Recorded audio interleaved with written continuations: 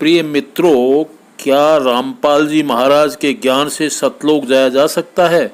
एक यथार्थ समीक्षा भाग 3 में डॉक्टर जांगीड़ कहते हैं कि रामपाल जी का ज्ञान मोक्षदायक नहीं है, केवल मात्र मोक्ष मार्ग पर भक्तों को लाने लायक ही है।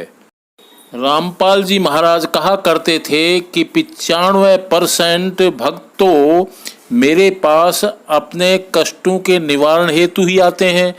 तो यह कार्य तो भारत सरकार के गृह मंत्रालय में नियुक्त धार्मिक सलाहकार आचार्य श्री भी कर देते हैं। वे डायबिटीज, कैंसर, किडनी व अन्य लाइलाज बीमारियों का निःशुल्क एवं गारंटेड इलाज कर देते हैं। जब उनसे पूछा गया कि क्या आप मोक्ष मार्ग की भी जानकारी रखते हैं, तो उन्होंने साफ इनकार कर दिया। अब बताइए, रामपाल जी महाराज सांसारिक बीमारियों और विपदाओं को दूर करने वाले मोक्ष मार्ग की जानकारी कहाँ रख सकते हैं?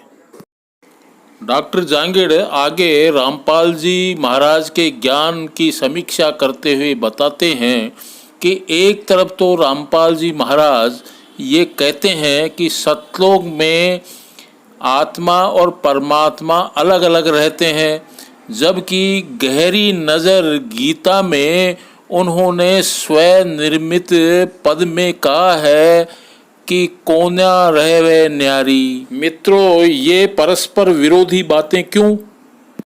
डॉक्टर जांगीड़ कबीर सागर को गपोड़ा बाजी बताते हुए कहते हैं कि कबीर साहिब का असली ज्ञान तो केवल मात्र बीजक में ही सन्निहित है। अब सुनिए डॉक्टर जांगीड़ के उद्बोधन। जय सतशुक्रत, जय मुनिंदर, जय करुणा में ईश, जय कबीर कली दुखी हरण में सदा निभाऊं शीश। भक्ति मुक्ति के परम मोक्ष के सौदागरों को मेरा डॉक्टर जांगीड़ जोधपुर से नमस्कार, सत श्री अकाल, राम राम, जय सतगुरुदेव की, सत साहिब बंद की सतनाम। मित्रों, ऐसा है कि पीछे जो एक बहुत बड़ी वीडियो बन गई थी, जो डॉक्टर साहब ने उसके 2 टुकड़े करके 2 वीडियो बनाई थी, तो उसमें कुछ प्रमाण बाकी रह गए। इसके लिए ये तीसरी जो वीडियो बनाने की ज़रूरत पड़ी है। इस वीडियो का टाइटल है, भाग नंबर 3 है, क्या वर्तमान में रामपाल जी महाराज की साधना से सतलोक जाना या हमारी मोक्ष संभव है क्या? जानिए प्रमाण सहित। ये इस वीडियो का टाइटल है। अच्छा, इस वीडियो का बनाने का जो मुख्य उद्देश्य वो ये है कि जिस प्रकार से रामपाल जी महाराज जी ने पूरा जो अपनी मेहनत करके उन्होंने पूरी इतनी पढ़ के गहरी अनुसंधान खोज करके उन्होंने जो जगत वालों को मोक्ष की तरफ मोड़ा, कबीर परमात्मा की तरफ मोड़ा, उनको एक 20 से 25 साल इस संघर्ष में लगे, तब जाके उसका फल आया। ठीक इसी प्रकार मेरा भी यही उद्देश्य है इस वीडियो बनाने का कि बहुत से लोग जो हैं, जो रामपाल जी महाराज के ज्ञान तक तो पहुंच गए, लेकिन वो आगे नहीं बढ़ पाए, क्योंकि रामपाल जी महाराज जी का कहना है कि इस जन्म में मोक्ष अति आवश्यक है, आपको जहाँ से भी मिले मोक्ष लेनी चाहिए। तो वर्तमान में मैंने पिछले 2 ऑडियो से प्लस इस तीसरी इस वीडियो से, ये पिछली 2 वीडियो से साबित कर दिया और इससे और साबित कर देंगे कि वर्तमान में रामपाल जी महाराज की जो साधना है वो मोक्षदायक नहीं है। मोक्ष के लायक ज़रूर कर दी है, लेकिन उसमें अभी भी हम मोक्ष से वंचित हो चुके हैं। रही बात है, जो रामपाल जी महाराज के जो शिष्य हैं, फॉलोवर हैं, वो अपने सिलेबस से परिचित नहीं है, क्योंकि उन्होंने 2, 4, 5 बातें सीख ली। एक तो उससे बात नहीं करनी चाहिए, वो गुरुद्रोही हो गया या नामखंड हो जाएगा, और ब्रह्मा की माँ कौन है, विष्णु का बाप कौन है और शंकर का दादा कौन है, बस इससे ज़्यादा इसी दायरे में ये है। मेरा कहने का जो भाव ये है कि रामपाल जी महाराज के भक्तों को सूक्ष्म ज्ञान नहीं है, और नहीं होने का कारण क्या है कि ये कहीं गए ही नहीं। इनके ऊपर पहले बैन लगा दिया था कि आप किसी की सत्संग नहीं सुनोगे, आप किसी संत से मिलोगे नहीं। तो इनके पास जो ज्ञान है वो इतना ही है जो रामपाल जी महाराज जी ने दिया। और इस वीडियो से और पिछली 2 वीडियो से ये साबित कर देंगे कि रामपाल जी महाराज की जो वर्तमान भक्ति विधि है उसमें मोक्ष मुक्ति नहीं है। अब मर्जी आपकी है। और जब कोई आदमी इतनी मेहनत करता, जैसे रामपाल जी महाराज ने मेहनत करके इस समाज को कितना सभ्य बनाया, उसी समय कई धर्म गुरुओं ने जो स्वार्थी थे उन लोगों ने यही कहा था कि रामपाल जी महाराज की सत्संग नहीं सुनोगे, उनके भक्तों से नहीं मिलोगे, बातचीत नहीं करोगे, वो भी बैन लगाए थे। लेकिन सच्चाई हमेशा, इतिहास गवाह है कि परिवर्तन हमेशा जीता है, विरोध की हमेशा हार हुई है। तो ये भी एक परिवर्तन है ज्ञान का कि हमारा जो आत्मज्ञान है, हमारा मोक्ष कैसे होगा, हमारा कल्याण कैसे होगा, ये आगे और है। रामपाल जी महाराज इसको अभी नहीं बता पाए जो आत्मज्ञान के नाम से हैं। तो अभी जो जगत के साथ में, जगत वालों ने जो रामपाल जी महाराज जी के साथ में किया, वो रामपाल जी वाले भगत जो है जो आगे बढ़ने वालों के साथ में कर रहे हैं।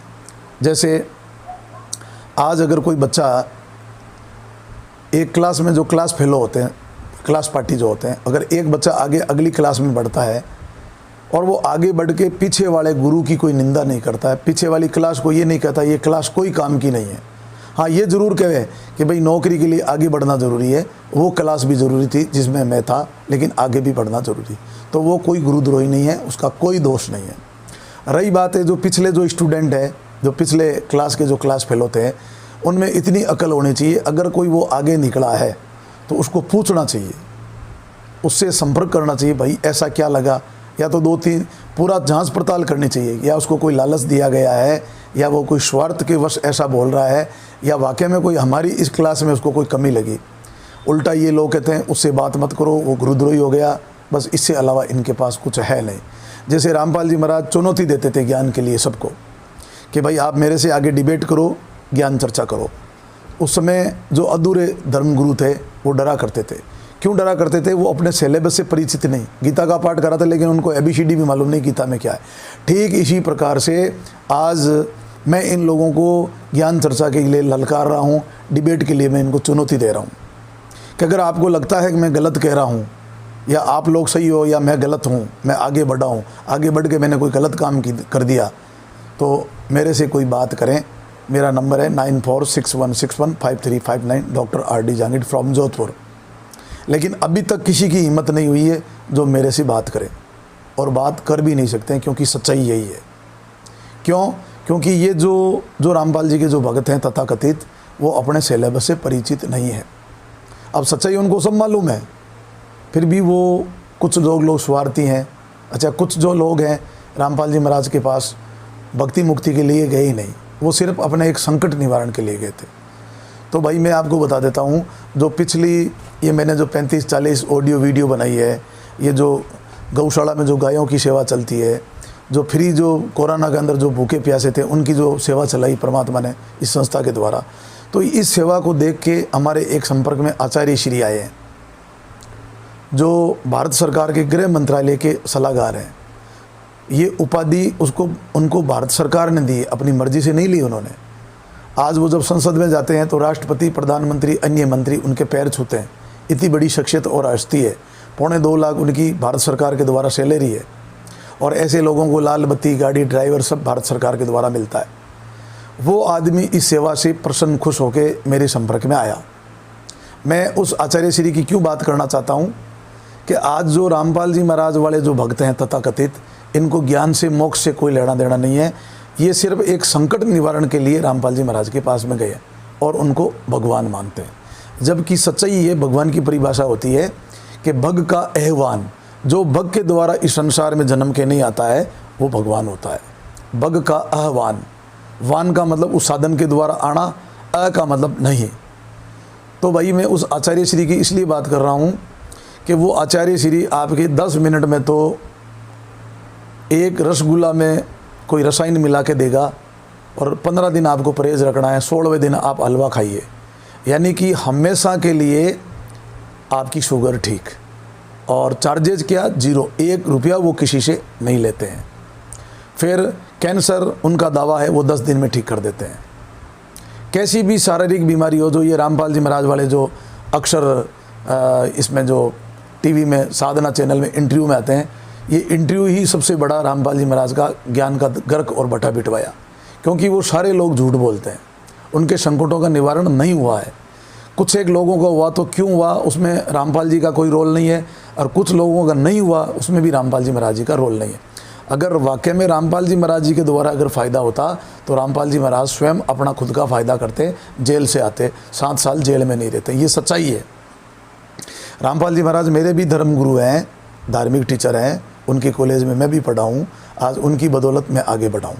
मैंने उनका कभी भी निंदा, उनका द्रोह नहीं किया है। सच्चाई को मैंने सच्चाई कहा है।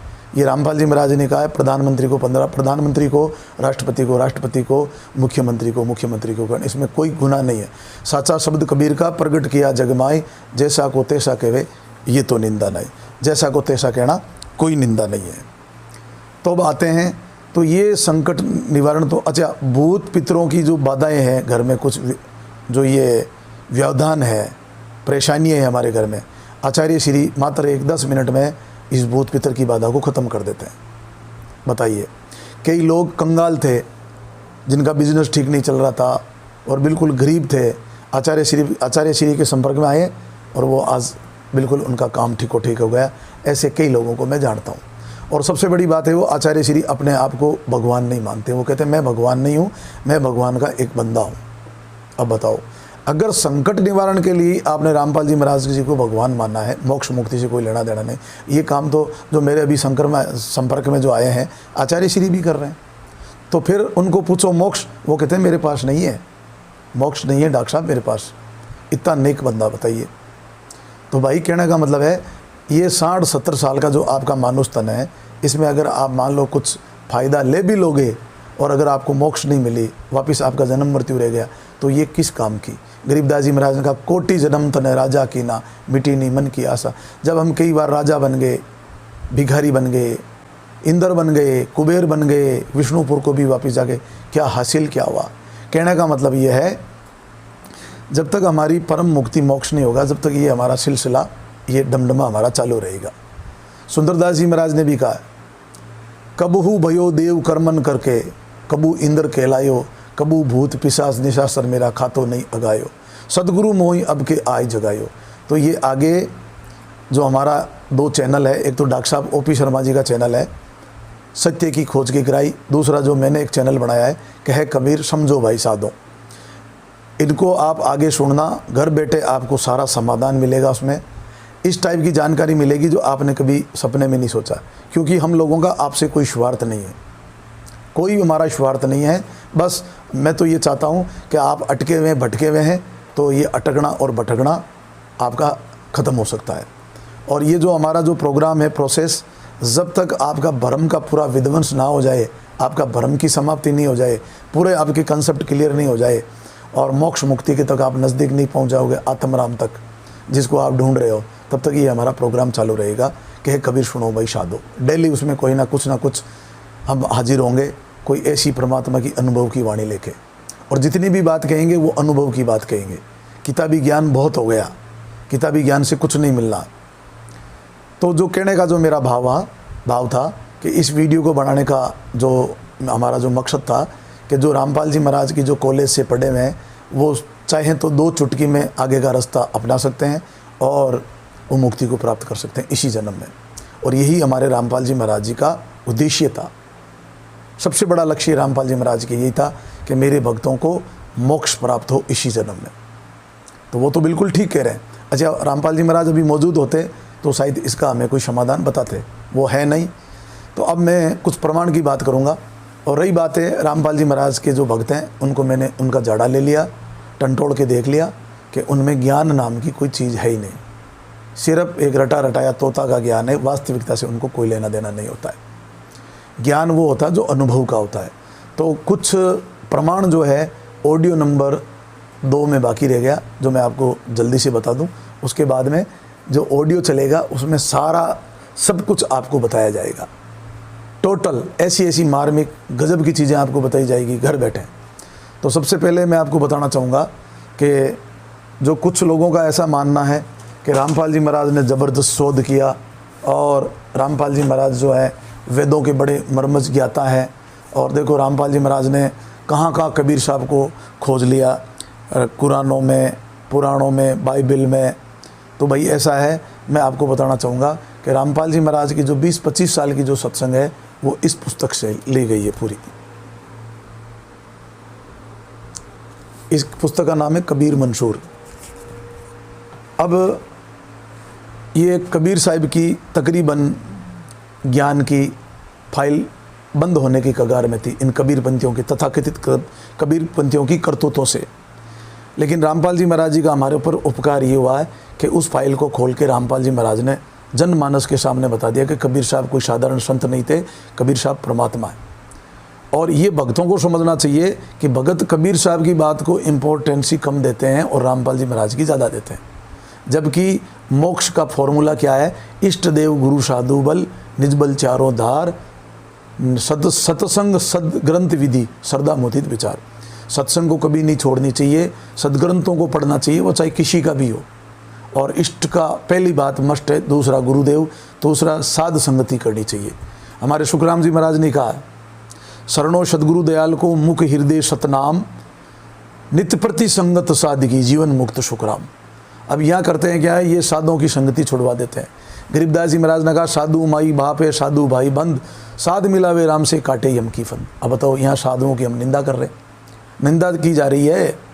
साधु मेरे सब बड़े आप आपकी ठोड़, शब्द विवेक की पार की सिर माथो क्या मोड़। कबीर साहब ने कहता, मेरे साधुओं की कोई भी निंदा नहीं करोगे, और जो निंदा करेगा उनका बहुत ही बड़ी दुर्गति होगी। तो मैं इस पुस्तक के माध्यम से ये बताना चाहूँगा कि वेदों में कबीर शब्द कहाँ आया हुआ है, कुरान में कबीरन कबीरन कहाँ आया हुआ है, बाइबल में क्या है, ये सृष्टि रचना कैसे हुई। हालांकि सृष्टि रचना में बहुत, रामपाल जी महाराज के ज्ञान में बहुत विरोधाभाषक है। जो सृष्टि रचना जो इस पुस्तक में भी है, और प्लस जो रामपाल जी महाराज जी ने बताई, वो एक बच्चों की कोबिक्स है। वो अगर हम यथार्थ में अगर उस पर देखेंगे, तोलेंगे, तो पूरी सृष्टि रचना फैल हो जाएगी, वो आगे बताई जी जाएगी। और वास्तविक सृष्टि रचना क्या है ये भी बताई जाएगी। तो इस पुस्तक से ये सिद्ध हुआ कि जितना भी जो 25 साल में जो रामपाल जी महाराज का ज्ञान था, वो ज्ञान टोटल इस पुस्तक से लिया गया था। इसलिए रामपाल जी महाराज जी ने ये पुस्तक आज तक प्रोजेक्टर के ऊपर भक्तों को नहीं दिखाई। लेकिन रामपाल जी महाराज का एक बहुत बड़ा उपकार रहा है। वो उपकार ये है कि कम से कम इन पुस्तकों से बताने से हमारा जो मन है वो शांत हो गया, और हमने इस ज्ञान को एक्सेप्ट कर लिया, और कबीर इस गोड वहाँ तक हम पहुँच गए। तो बहुत बड़ी रामपाल जी महाराज ने गुत्थी सुलझा दी। अब आगे अगर कोई चाहे तो 2 चुटकी का काम है। तो रामपाल जी, मेरा निवेदन है कि रामपाल जी महाराज के ज्ञान को बाधक ना माने, रामपाल जी महाराज के ज्ञान को साधक माने और आगे बढ़े। स्टूडेंट का नियम होता है पढ़ना, आगे बढ़ना। जब तक हमें कामयाबी प्राप्त, हमारे जो लक्ष्य को तो हम नहीं पहुंचते, तब तक ये अपने को जारी रखना चाहिए। अब आइए दूसरा, वीडियो नंबर 2 के अंत में आपको ये बताया गया था कि रामपाल जी महाराज अपने मुखारबिंद से बोल रहे हैं कि गरीबदास जी की वाणी के अंदर कोई किसी प्रकार की छेड़छाड़ी नहीं होनी चाहिए, और एकाद ने किसी ने करने की कोशिश की तो वो दुर्गति को प्राप्त हुआ, उसको जो है अर्दंग मार गया, ऐसा रामपाल जी महाराज ने बताया। और मैं बड़ा आश्चर्य में हूँ कि जो रामपाल जी महाराज ने अन्य के लिए बताया, वो ही काम रामपाल जी महाराज जी ने कैसे कर दिया। तो ये एक पुस्तक है रतन सागर। दूसरा, आपको मैं एक चीज़ और बता देता हूँ। कुछ रामपाल जी के भक्त कहते हैं कि हमारी गुरु प्रणाली है, आगे से आगे चैनल जो हमारा ओके है। मैं उन लोगों के लिए बताना चाहता हूँ कि रामपाल जी महाराज की जो साधना है वो अपने गुरु के अकॉर्डिंग नहीं है। जो स्वामी रामादेवानंद जी महाराज ने जो साधना दी है, वो रामपाल जी महाराज अपने भक्तों को नहीं बताते हैं। अगर वो साधना अगर देखना चाहते हो, उसके बारे में समझना चाहते हो, तो वो रामपाल जी महाराज जी के एक बड़े गुरु भाई हैं, गंगादास जी महाराज हैं, जो सोनीपत से, और जो ये आपके गोवाना से सोनीपत की जो रोड चलती है उसके बीच में आता है बाबा गरीबदास आश्रम। मैं उनसे भी मिल के आया हूँ, 5-6 घंटा उनसे मेरी गोष्ठी हुई है, बात हुई है। वो इतने अच्छे नेक महापुरुष हैं। उन्होंने मुझे इतना बताया कि डॉक्टर साहब, अभी मेरी साधना पूरी नहीं हुई है, मेरी चढ़ाई और पढ़ाई अभी बाकी है। उनकी हठ योग साधना है। उन्होंने कहा कि जो स्वामी जी ने, रामादेवानंद जी महाराज जी ने, ये ओरिजिनल साधना मुझे दी। और वो साधना मैं रामपाल जी महाराज को देते हुए नहीं देखा इतने साल में। तो इससे ये सिद्ध होता है कि रामपाल जी महाराज भी अपनी गुरु प्रणाली का ज्ञान भक्तों को नहीं दिया। उन्होंने अपना और कबीर साहब मिलने का एक कहानी बना के उन्होंने ये ज्ञान आम जनता को दिया। तो कोई बात नहीं, रामपाल जी महाराज ने हमारा नुकसान नहीं किया, उन्होंने अपना ज़रूर नुकसान कर लिया ग्रंथ साहिब में छेड़ छुड़ा के या और कुछ भी है जो उनके साथ में घटना नहीं घटी वो भी उन्होंने अपने पुस्तकों में लिपिबद्ध कर दी। तो सबका लेखा जोखा करने परमात्मा है, हम किसी का लेखा जोखा नहीं कर सकते। तो फिर वहाँ से कुछ भगत बैठे थे, उन्होंने रामपाल जी महाराज की कुछ कैटिसाइज शुरू की। तो मैंने तुरंत उनको टोक दिया, देखो भाई मैं मेरे कानों से रामपाल जी महाराज की निंदा नहीं सुनूंगा, ना मैं मेरे मुंह से करूँगा ना मेरे कान से सुनूंगा। मेरे वो धार्मिक गुरु हैं, उनसे मैंने बहुत कुछ सीखा है, उनका मैं ऋणी हूँ और हमेशा उनका ऋणी रहूँगा। फिर मैं वहाँ से छुड़ानी गया, तो छुड़ानी में मेरे दया सागर जी से बड़ा अच्छा रिलेशन है। तो कुछ क्या है ऐसे शब्द हैं काफ़ी जो रामपाल जी महाराज ने संशोधन किया। अच्छा, कुछ रामपाल जी की वाणी है, रामपाल जी का ज्ञान उसमें बहुत ही विरोधाभाषक है। ऐसे बहुत सारे ऐसे शब्द, ऐसा ज्ञान है मेरे पास। तो उनको मैंने, हालांकि ग्रंथ साहिब मेरे पास भी पड़ी थी, तो मैंने सोचा ये शायद ऑथेंटिक नहीं है, तो मैं रामपाल जी महाराज भी छुड़ानी से भी लेके आए थे। तो छुड़ानी में जाके मैंने उनसे कुछ वो शब्द थे काफ़ी जिनका जो रामपाल जी महाराज ने संशोधन किया, चेंज किया, वो जब मैंने उनसे पूछा तो उन्होंने कहा ये एक पुस्तक है ग्रंथ रतन सागर, ये आप हमारे से ले जाओ। तो मैंने उनको कहा, मैंने कहा जी फिर रामपाल जी महाराज वाले तो इसको ऑथेंटिक नहीं मानते। तो उन्होंने कहा कोई बात नहीं, इस पुस्तक में और आप ग्रंथ साहिब में मिला के देख लो। वहाँ कोई पार्टी थे, बहुत बड़ी पुस्तक थी, मैच कराया, मैंने देखा एक अक्षर का भी फ़र्क नहीं है। अब देखिए रामपाल जी महाराज का एक गुटका है छोटा सा जो नीति नियम के नाम से है, उसमें जो मंगलाचरण के अंदर नर आकार लिखा हुआ है, जबकि मूल रूप से ग्रंथ साहिब के अंदर निराकार शब्द है। अब आगे हमारी भक्ति मारी का जात चलाने वाला सदगुरु होता है। अगर हमें सदगुरु मिल जाए जीवन में तो हमारी सारी समस्याओं का समाधान हो जाए। लेकिन सदगुरु का, हम सदगुरु को चिन्ह नहीं पाए, सदगुरु को पहचान नहीं पाए। कबीर साहब सदगुरु चिन्हो रे भाई मेरे सदगुरु चिन्हो, सतनाम बिना सब नर बूढ़े नरक पड़ेगी चतुराई। वेद पुराण भागवत गीता इनको सब दर डावे, जहाँ का जन्म सफल रे प्राणी जो पूरा गुरु पावे। अब पूरा गुरु का मतलब क्या होता है कि जो ज्ञान थ्योरी में जो गुरु देता है उसको प्रैक्टिकल करके दिखा देते हैं। तो रामपाल जी महाराज का जो ज्ञान है वो टोटल मरने के बाद में मिलने का ऐसा बताया गया है, जीते जी तो कुछ भगत को कुछ मिलना नहीं है। तो देखिए सदगुरु का देही का सदगुरु किया तांका धुंधर ज्ञान, चार दाग में आवे नहीं तांको सदगुरु मान। ये गरीबदास जी महाराज कहते हैं, देही का सदगुरु किया, देह का गुरु किया सदगुरु चीना नाए, बहु सागर में डूबता फिर गोता खाए। फिर एक गरीबदास जी ने सदगुरु का लक्षण बताया कि गरीब सदगुरु के लक्षण कहूँ मधुरे बैन विनोद, चार वेद छठ शास्त्र कहाँ 18 बोध। ये तो कह रहे हैं गरीबदास जी महाराज, लेकिन रामपाल जी महाराज कहते हैं कहे 18 बोध। यानी कि रामपाल जी महाराज अर्थ कर रहे हैं कि जो गुरु 4 वेद 6 शास्त्र 18 पुराण का जो ज्ञान देता है अपने भक्तों को, वो सतगुरु कहलाता है। देखो इस वाणी का कितना अर्थ का अनर्थ हो जाता है, एक वर्ड चेंज होते हैं। जैसे एक कुंती शब्द है और एक कुत्ती शब्द है। कुंती लगते ही पांडवों की माँ है और कुत्ती लगते ही एक जानवर है। अब आप देखिए जो मूल रूप से जो ग्रंथ साहिब है, इसमें देखो ये कहाँ लिखा हुआ है, ये देखिए। अब गरीबदास जी महाराज जी जो अर्थ क्या करना चाहते हैं वो मैं आपको बताना चाहूँगा। गरीबदास जी महाराज कहते हैं सदगुरु के लक्षण कहूँ मधुरे बैन विनोद, यानी कि सदगुरु के लक्षण वो होते हैं जिनकी बड़ी मधुर वाणी होती है और उनके वचन बड़े मीठे होते हैं। अब नीचे से फिर वापस विनोद का अर्थ बनेगा। फिर कहते हैं 4 वेद 6 शास्त्र कहाँ 18 बोध। अब 4 वेद तो अंडरस्टूड है ही, आप जानते ही हो। फिर 6 शास्त्र हैं, फिर 18 के अंदर 18 पुराण अंडरस्टूड है। आगे बोध शब्द आया है। बोध का मतलब होता है ज्ञान, जिसको अनुभव है। ब्रह्मानंद जी महाराज ने कहा ना, जिनको नहीं बोध गुरु ज्ञान क्या करे। जिनका विवेक विचार ही नहीं है वो ज्ञान से क्या करेंगे। तो बोध का मतलब होता है विवेक विचार, अनुभव, कसौटी पे कस के। बोले सदगुरु का जो है अनुभव का ज्ञान इतना अजब का ज्ञान है। विनोद का मतलब होता है एक मजाक सा, मनोरंजन, जो मजाक लगे कि यार ये क्या सुन रहे हैं हम, तो कहते हैं ऐसा सदगुरु का ज्ञान होता है। सदगुरु जो होता है केवल अपनी अनुभव की वाणी बताता है, ऐसा नहीं कोई वेदों से कॉपी ले ली कहीं से भी कहीं। जो सदगुरु होता है वो अपनी खुद निज अनुभव वाणी का दृष्टा होता है और वो इस पर मोहर लगाता है कि ये ज्ञान जो है मैं इसका दृष्टा हूँ और मैं प्रैक्टिकल हूँ। उसको पूरा गुरु कहते हैं। जो बोलता है उस बोल को अगर किसी ने तोल दे, प्रैक्टिकल करवा दे, वो है पूरा गुरु। पूरा और अधूरा का मतलब होता है पूरा डेस्टिनेशन हमारे को गंतव्य तक पहुंचता दे, अधूरा का मतलब है आधा ज्ञान। तो रामपाल जी महाराज ने हमारे को जो मोक्ष का आधा ज्ञान दिया अभी। अब दूसरा थोड़ी विरोधाभासक बात में ये करेंगे, जब सृष्टि रचना में आगे बताऊंगा, पूरी बच्चों का कॉमिक्स है। फिर भी देखिए हमारे को रामपाल जी महाराज ने ये बताया कि सतलोक में आत्मा और परमात्मा अलग अलग रहते हैं, यानी दोनों का शरीर अलग है और आत्मा भी रहते हैं और परमात्मा रहते हैं। ये आप फिर से सुन लेना, मैं आपको सुना दूंगा।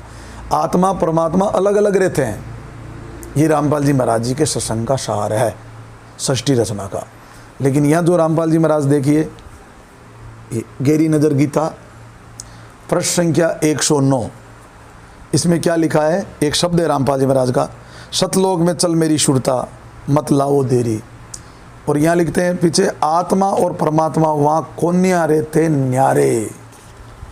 ये देखिए, आत्मा परमात्मा वहाँ कोन्या रेवे न्यारे, यानी वहाँ आत्मा और परमात्मा एक ही है। That's all. और गरीबदास जी महाराज कहते हैं ना, मन रे तू चल सुख के सागर, जहाँ शब्द सिंधु रत्नागर। अब ये सतलोक, अगमलोक, अखेलोक, ये जो जितने भी जो लोग बताए हैं, इनके बारे में आगे ऑडियो में डिस्कस करेंगे। दूसरा, रामपाल जी महाराज ने जो सूक्ष्म वेद जो बताया, सूक्ष्म वेद बताया रामपाल जी महाराज ने, कबीर सागर। मैं आपको सिद्ध करके बता देता हूँ, कबीर सागर जितना कोई दूसरा ग्रंथ नहीं है। झूठा ग्रंथ है, गपोड़े हैं, उसमें सत्य है लेकिन बहुत कम है, ज़्यादा आपको उसमें लिपिबद्ध और गपोड़े मिलेगी। तो फिर सूक्ष्म वेद कौन सा है? सूक्ष्म वेद है सदगुरु कबीर साहब का बीजक। रामपाल जी महाराज ने प्रोजेक्टर पे इस ग्रंथ को बहुत कम बताई, लेकिन एक बार थोड़ा सा बताया। ये आप भी मंगा सकते हो, रांची से, झारखंड से मंगाया है, कोरियर से भेज देते हैं। ये इनका अकाउंट नंबर वगैरह सब है। ये पुस्तक थोड़ी सी रामपाल जी महाराज ने दिखाई और उसके बाद में क्लोज कर दिया एक राम शब्द के, राम नाम के ऊपर। अब राम नाम क्या है वो भी आपको ऑडियो में बताया जाएगा। सारे आपके भ्रम जो है ख़त्म कर दिए जाएंगे, जितने भी जो आज तक भ्रम पाल के। मेरे पास कम से कम 15 प्रकार के बीजक हैं। ये 3 तो मेरे टेबल पे ही पड़े हैं, बाकी अंदर घर पे और पड़े हैं। तो बीजक जो है वो सूक्ष्म वाणी है। तो ये बात है। तो पुण्य में एक बार आप लोगों से निवेदन करना चाहता हूँ कि कमेंट अगर करना है तो पूरी वीडियो को सुनो। कमेंट का मतलब होता है कि इसमें कोई गलती रह गई, कमी रह गई। और हमें रामपाल जी महाराज जी ने बड़ा अच्छा बताया है कि प्रमाण से सुनना चाहिए, प्रमाण से सुनाना चाहिए, प्रमाण से ही स्वीकार करना चाहिए। मैंने इन 3 ऑडियो में क्या आप लोगों को गलत बताया, कोई प्रमाण मेरा गलत है तो मुझे बताइए, उसमें मैं आप लोगों से माफ़ी मांगूंगा, क्षमा मांगूंगा आपसे अगर भाई मैंने गलत कहा है। अगर सही है तो इसको स्वीकार करो, पढ़ो और आगे बढ़ो। यही मैं आपसे निवेदन करना चाहूँगा। और मुझे बड़ी खुशी हुई इन 2 वीडियो से, उन ऑडियो से, कि भारतवर्ष से दुनिया भर के मेरे पास फ़ोन आए, हज़ारों की तादाद में। सबसे ज़्यादा रामपाल जी महाराज वाले के भक्तों का फ़ोन आया और वो बड़े असमंजस में हैं। उनको मैंने कहा कोई दिक्कत नहीं, आप सुनते रहिए, आपको पूरा का पूरा रास्ता मार्ग बताया जाएगा। परमात्मा की इतनी कृपा है। तो वीडियो को देखें, कमेंट करना तो ढंग का करे, और थोड़ा सा एक भगत सभ्यता का थोड़ा परिचय दें कि भाई एक भगत के हिसाब से कमेंट करना है, तो उसमें थोड़ा एक भगतपना और सभ्यता का ज़रूर परिचय दें। मतलब एक कमेंट से भी पता लग जाना चाहिए कि इस आदमी के अंदर कितना विवेक विचार है। बाकी 1-2 निकम्मे नालायक तो कमेंट में आए हैं, और मैं चाहता था कमेंट बॉक्स को बंद भी कर सकता था, लेकिन मुझे वो कमेंट बॉक्स बंद नहीं करने, मुझे लोगों के विचार देखने। कोई मैं गलत तो बता नहीं रहा हूँ। और जिनको भी किसी को ज़्यादा ज्ञान का भूत चढ़ा हुआ है कि मेरे से ज़्यादा कोई ज्ञानी नहीं है, तो वो मेरे नंबर नोट कर लें और मेरे से संपर्क करें। और मेरी उन लोगों को खुली चुनौती है कि मानुष तन बड़ा दुर्लभ मिला है, और कम से कम तुम आगे तो ना बढ़ो तो कम किसी को भ्रमित मत करो, इनसे बात मत करो, ये गुरुद्रोही हो गए हैं, ये तुम लोगों की कमजोरी है। रामपाल जी महाराज सबों को चुनौती देते थे, डर के अंदर बिल में घुस गए थे, कोई सामने नहीं आए। आज वो की वो चुनौती मैं दे रहा हूँ। अगर कोई कहता है कि मेरे पास ज्ञान है तो छिपते क्यों लोगों को मिसगाइड करते हो, क्यों भ्रमित करते हो, उससे बात मत करो, ये मत करो, फलाने मत करो। इसका मतलब तुम्हारा ज्ञान कमज़ोर है, तुम्हारा ज्ञान कमज़ोर है, इसलिए तुम बात नहीं कर सकते हो। अगर तुम्हारा ज्ञान तगड़ा है, बढ़िया है, प्रमाण से, तो किस बात का डर है। छाती ठोके आ जाओ, चुनौती की स्वीकार करो, जो भी है आमना सामने फैसला होगा। अगर मैंने कुछ गलत कहा है, मेरे प्रमाण गलत है, मैं माफ़ी मांगूंगा, जैसा आप कहोगा मैं करूंगा, और वरना आप लोग गलत हो तो फिर आगे बढ़ो। और ये टांग खिंचाई, ये प्रेस्टीज इश्यू, राग द्वेष, इसको बंद करो। 2 दिन का हमें जीवन मिला है और इस परमात्मा के जीवन को जीवो, और हमें जो लक्ष्य है मानुष तन का उसको हमें प्राप्त करो। मैं तो आप लोगों से यही निवेदन प्रार्थना आपसे करना चाहूँगा।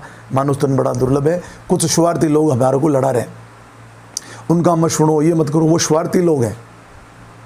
आप उनके लिए बिजनेस हैं। कोई भी आदमी अपने बिजनेस को बंद नहीं करना चाहते हैं। हालांकि ये बिजनेस तो बंद इनका होना कितने दिन चलाएंगे, तो भाई इनको ज्ञानी नहीं, मैं माँ अज्ञानी मानता हूँ।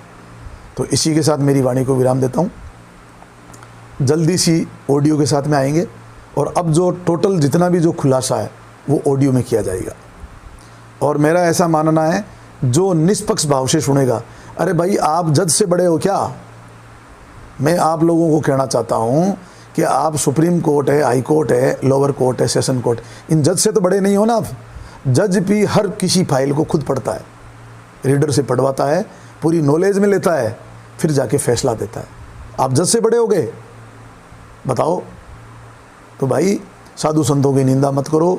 हमारी संत मत यह कहता है कि नॉलेज हमारे साधु संतों से ही मिलता है। ये निंदा बंद करो, प्रेस्टीज इश्यू को बंद करो, भाईचारा बनाओ। हम एक ही परमात्मा के बंदे हैं, कोई और नहीं है। और ये जो कुछ जो गड़बड़ करने वाले हैं, जिन्होंने अपना बिजनेस बना चुका है, जो लोगों को मिसगाइड कर रहे हैं, जो बांट रहे हैं, उनके वो भी कोई दूसरे नहीं है, वो भी परमात्मा के बंदे, वो भी आत्मदेव, उनमें भी आत्मदेव है, उनके भी घट में आत्मदेव है, वो अपने जैसे ही हैं, बस वो थोड़े लोभ लालच में आ गए हैं, इतनी सी बात है। तो उन लोगों के लिए भी मैं बंदी छोड़ से प्रार्थना करूँगा, हे दातार उनकी बुद्धि पर कृपा करें, उनको भी समझ में आए, उनको भी आप अपनी शरण में लें, और उनका बुद्धि का लेवल थोड़ा विवेक बढ़ाएं, ताकि आपके यथार्थ ज्ञान को समझ सकें, और जो मानुष तन का जो मिला है, इस मानुष तन को यथार्थ वो काम ले लें। तो ही हमारा ये मानुष तन काम का है, अदरवाइज हमारा मानुष तन का कोई काम का नहीं है। जैसे रामपाल जी महाराज कहते थे कि भाई जो कुआं खुदवाया बिना पानी वो क्या काम का। इस जीव से अगर नाम नहीं रटक सकते हैं, भजन नहीं कर सकते, तो ये जीव किस काम की। दिक वो रचना जिब दिक वो ज्ञाना, आत्म राम जी ने नहीं पहचाना। सबसे बड़ा हमें आत्मज्ञान की तरफ बढ़ना है, आत्मज्ञान को पहचाना है। और ये तत्व ज्ञान से कुछ नहीं मिलना है, तत्व ज्ञान से आपको शरीर मिल जाएगा। प्रकृति के जो तत्व हैं उनका ज्ञान वो तत्व है, तो आत्मज्ञान से हमारा भला होगा। आत्मज्ञान बिना सब नर भटके, कोई मथुरा कोई काशी, पानी में मीन पियासी, आसुन मोई आवे हासी। तो इसी के साथ में मैं मेरी वाणी को विराम दूंगा। जगत में 4 वेद चलते हैं और संतों के लिए 4 भेद चलते हैं। ये 4 भेद कौन से हैं वो आपको ऑडियो में बताया जाएगा, बड़ा विस्तार से बताया जाएगा और तरीके से बताया जाएगा। इसी के साथ में मेरी वाणी को विराम देता हूँ। राम राम, सत साहिब, जय सतगुरुदेव की, सत श्री अकाल, साहिब बंद की सतनाम।